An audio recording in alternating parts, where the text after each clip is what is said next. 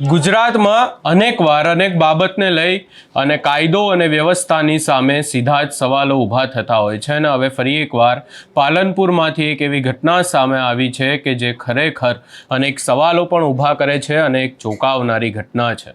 શું છે સમગ્ર મામલો એની વિગતે ચર્ચા કરીશું। નમસ્કાર, હું છું ઉજ્જવલ અને આપ જોઈ રહ્યા છો નિર્ભય ન્યૂઝ।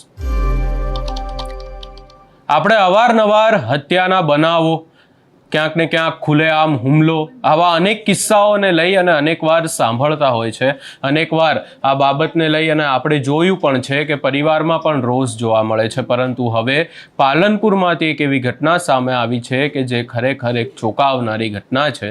અને આ ઘટના કંઈક એવી છે કે સોનાના દાગીનાની લાલચમાં એક મહિલાએ બીજી મહિલાની હત્યા કરી નાખી અને ત્યારબાદ આખી બાબતને લઈ અને પરિવારના લોકો પણ રોષે ભરાયા, પોલીસ સ્ટેશન પહોંચ્યા અને પોલીસ સ્ટેશનમાં પણ ઉગ્ર વિરોધ કરવામાં આવ્યો। વધુમાં સમગ્ર બાબતને લઈ અને આપણે દ્રશ્યો ઉપર પણ નજર કરીએ અને ત્યારબાદ તેમના પરિવારના લોકો દ્વારા શું કહેવામાં આવ્યું અને એનાથી પણ વિશેષ પોલીસ દ્વારા શું કહેવામાં આવ્યું એ પણ સાંભળી લઈએ। मेरा नाम कौशल्या बहन आशुतोष है। मेरो शांति मेरा दीदी है। इसको मर्डर हुआ है। अ, इसका बहन पढ़ी नहीं किया है और उसको बाद वो उसका पास में कोई दूसरे लोग है, वो अकेली कर नहीं सकती। उसको अभी तक पकड़ा नहीं गया है। क्या कारण हुआ था मर्डर करने का? ये मर्डर हुआ था, उसके साथ में 80 तोला धागीना ली दी थी और 35 लाख रुपया था। वो 24 तारीख को बोली थी देने के लिए, तो मेरा दीदी ने सामने से मांगी तो उसने फ़ोन करके बुलाई, बोल रही थी तू आ जा लेने के लिए। मेरा दीदी जब गई उधर से, तो उधर से गाड़ी आया, 4 लोग अंदर घुस गए। घुसने के बाद मेरा दीदी 15 सेकंड में आती है, उधर से अंदर तंबू में जाती है। तंबू में जाने के बाद बाहर आती नहीं है। तो उसका न्याय मान मुझे चाहिए, ना तो हम लोग ने वरघोड़ा उठाएंगे। आपको कैसे पता लगा सोना कैसे लिया था? उसने पहले ही दिया था, 1 साल पहले ही दिया था। बोला था मैंने आपको, आप मुझे सोना देंगे, सोना चांदी का दुकान में रख के। तो वो सोना चांदी दे नहीं पाई और उसके बाद 35 लाख रुपया दे नहीं पाई। इसने मर्डर कर दिया है और कुछ लोग हैं उसके साथ में, अकेली ये कर नहीं सकती है। બેન પોલીસમાં તો કયા કારણ છે? મારું નામ નેન્સી વસંતભાઈ આકેડીવાળા છે।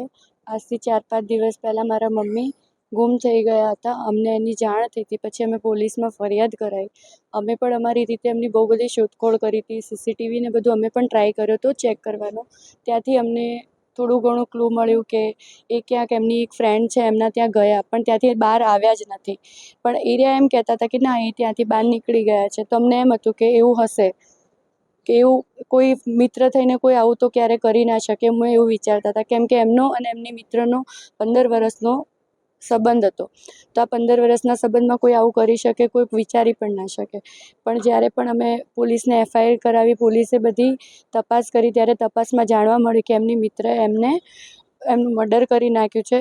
પણ જે રીતે મર્ડર થયું છે, જે રીતે એમની બોડી જોડે જે પણ થયું છે, એના પરથી અમને એવું નથી લાગતું કે મર્ડર કરવાવાળી એક માત્ર મહિલા હોઈ શકે, એમાં અન્ય પણ શખ્સો છે। એટલે મારી સરકારને નમ્ર વિનંતી છે કે દરેકે દરેક આરોપીને અહીંયા લાવો અને એમને ફાંસીની સજા આપો ને એમને વરઘોડું કાઢો। જ્યાર સુધી બધા આરોપી નહીં પકડાય ત્યાર સુધી અમે ડેડ બોડી એક્સેપ્ટ નહીં કરીએ। બેન કયા કારણો હતા હત્યા કરવા? કારણો તો અમને કોઈ ખબર નથી। હવે પોલીસ એની તપાસ કરી રહી છે, તપાસમાં ખબર પડશે કે શું કારણ હતું। શું નામ? મારા નાના ભાઈના પત્ની શાંતિબેન એ 22 તારીખે રાત્રિના 8 વાગ્યાથી બજારમાં બાળકો માટે નાસ્તો લેવા ગયેલા। એના પછી એ પરત ના આવતા મારા ભાઈના બાળકોએ એની માસીને ફોન કર્યો કે હજુ સુધી કેમ નથી આવ્યા। એટલે જે આ હત્યારી બેન છે એને પૂછતા ટેલિફોનિક જણાવેલ કે એ તો ક્યાંક બહાર જતા રહ્યા છે દૂધ અને પેપ્સી લઈ। એટલે હવે ખબર નહીં। પછી મેં એને રાત્રે કીધું કે તું તાત્કાલિક આવ, તારા ત્યાંથી આ ગુમ થયા છે તો કંઈક હોય તો કે આપણે બધા ભેગા રહી તપાસ કરીએ। એટલે એને એના પતિ બંને આવેલા. પછી આ જે મરનાર છે એના નાના બેન પણ આવેલા અને એના પતિ પણ આવેલા. મારો દીકરો, બીજા મારા સગાવાલા અને સ્નેહીઓ બધા 7-8 જણા માણસો એના કયા પ્રમાણે railway station, bus station, civil hospital વગેરેમાં તપાસ કરી અને મને એને એવું જણાવેલ કે કાંઈ કોઈ સુરાગ મળતો નથી. એટલા માટે બીજા દિવસે ફરીથી અમોએ મારો ભાઈ થાઈલેન્ડમાં હોવાથી એને મેં જાણ કરતા એને કહ્યું કે ભાઈ હાલ ગુમસુદાની આપી દો ફરિયાદ. અને એ પણ એની રાત્રે 23ની રાત્રે એટલે 24ના 1 વાગે આશરે 2-1 વાગે એ આવેલ. અને પછી બીજા દિવસે અમે સીસીટીવી ફૂટેજને એ બધું જોવડાવ્યું.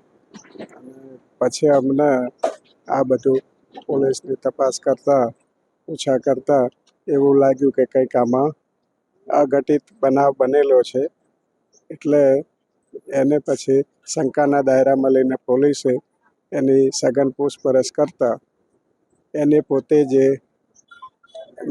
આના જવાબમાં જણાવેલ કે જે એમની જોડે દાગીનાનો વ્યવહાર અને રોકડ રકમનો આશરે 35 લાખ અને 80 તોલા સોનું એવા દાગીનાઓ એને મારા ભાઈની પત્ની જોડેથી લઈ અને એ એના ધંધાનું કામ કરવા માટે લીધેલા. પછી મારા ભાઈના મિસેસ એ રહે છે વારંવાર ઉઘરાણી કરતા હતા. એટલે એને એક વાયદો કરેલો કે હું ઈદ પછીના બીજા દિવસે તમને આપીશ. એટલે આને તે એના જે ફર્નિચરની ટેન્ટમાં જે દુકાન છે ત્યાં લઈ ગયેલા અને પછી એને આ રીતનું કૃત્ય કરેલું. અમુક જે શંકા માણસો છે એની સાથે એના જણાવ્યા પણ આમાં આશરે 9-10 માણસો આ કૃત્યમાં સામેલ હોવાનું એને પોતે પણ જણાવેલ છે.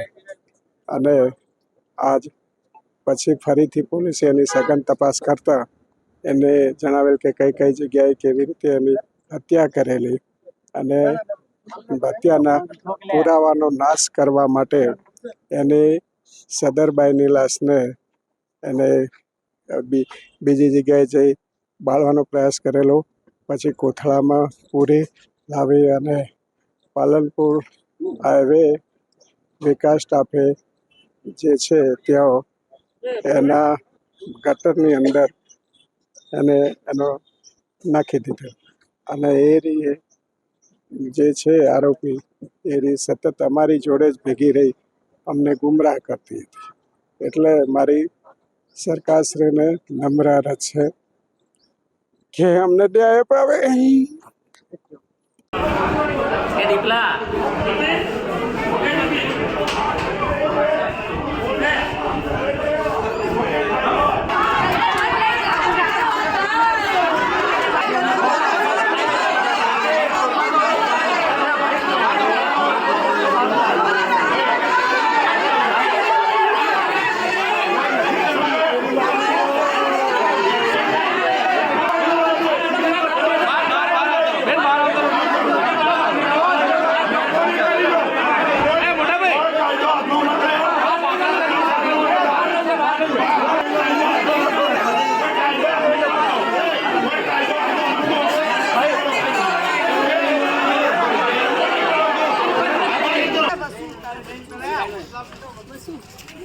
અમારે ન્યાય જોવે.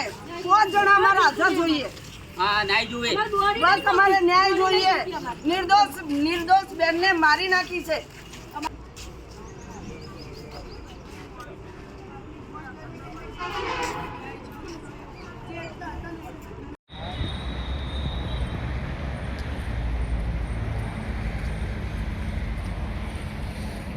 હવે આખી બાબતને લઈ અને પોલીસે પણ કાર્યવાહી કરી છે. પોલીસે કાર્યવાહી કરતા 2 જેટલા લોકોની ધરપકડ પણ કરી છે, સાથે સાથે મહિલાની પણ ધરપકડ કરી છે અને આખી બાબતને લઈ અને સઘન ચેકિંગ પણ હાથ ધરવામાં આવી છે. પરંતુ અહીંયા ક્યાંક ને ક્યાંક આ ઘટનાને લઈ અને અનેક સવાલો એ ઊભા થઈ રહ્યા છે કે અહીંયા વાત માત્ર ને માત્ર એક મહિલાની નથી, પરંતુ એની સાથે બીજા અન્ય 3 લોકો પણ હતા. અને વધુમાં અહીંયા જો ચર્ચા કરવામાં આવે તો પોલીસ સ્ટેશનનો પરિવારને ઘેરાવો કરવો પડ્યો અને ત્યારબાદ આખી બાબતને લઈને એમને ક્યાંક ને ક્યાંક ન્યાય મળ્યો. હવે જોવાનું રહેશે કે આગામી સમયમાં આખી બાબતને લઈને શું નવા રાઝ ખુલે છે, શું થાય છે.